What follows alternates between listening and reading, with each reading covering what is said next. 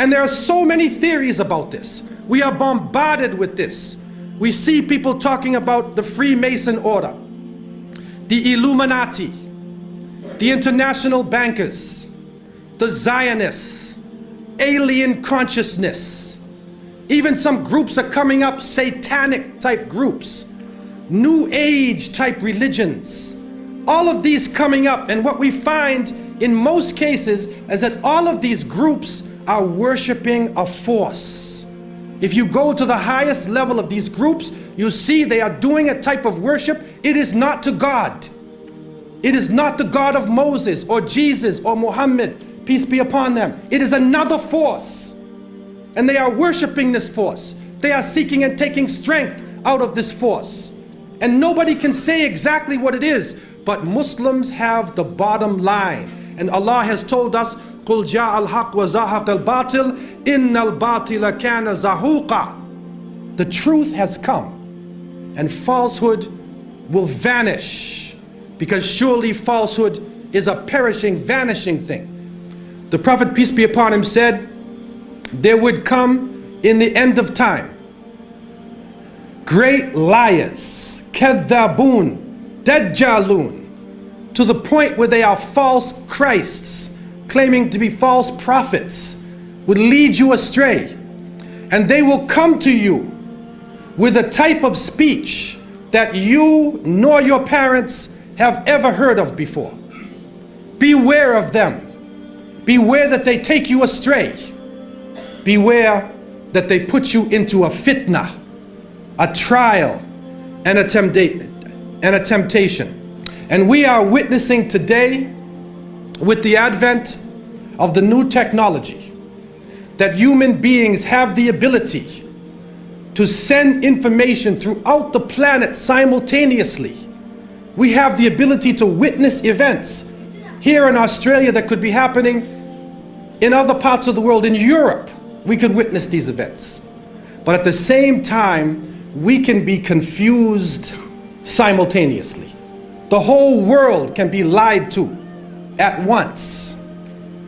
And they have the ability to twist around, to develop, to put together images and sounds, and to develop this story, which, although it is not true, appears to be true.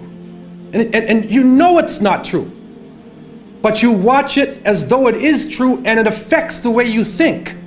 And so, as the Prophet, peace be upon him, said, Sadaqa Rasulullah alayhi salatu wasalam, they will come to you with a type of speech that you nor your parents have ever heard of before. You have never heard this thing before.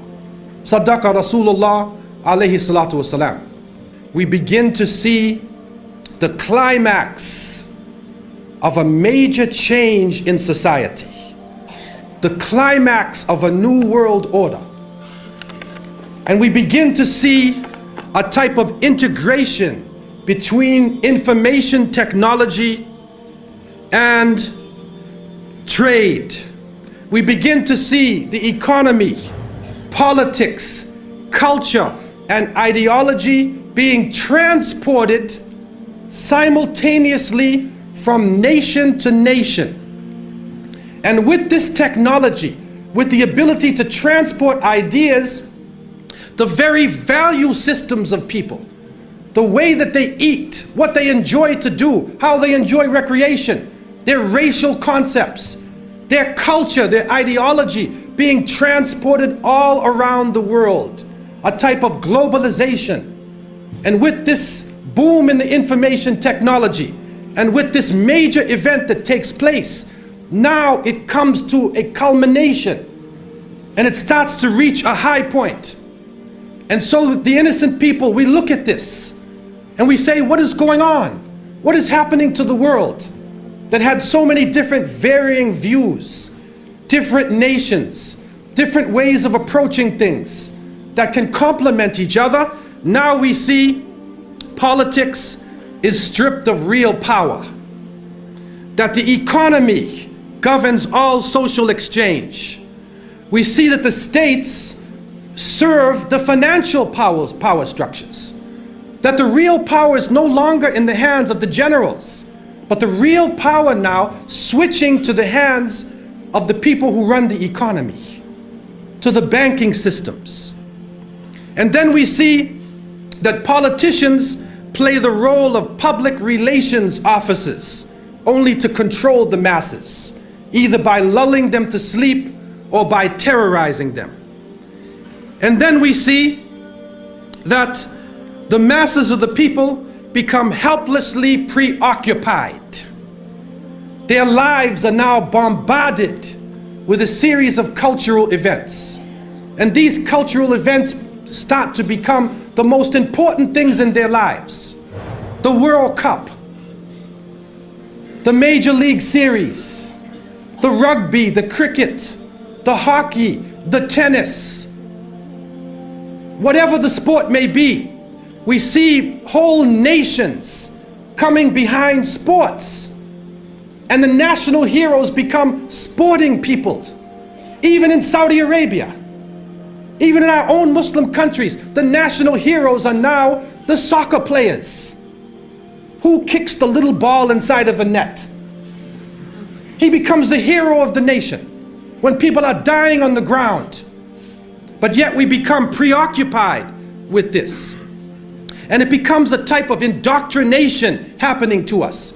And with the use of powerful music playing on our emotions, with videos now being taken to the furthest extremes in the planet, people's thinking processes are changing.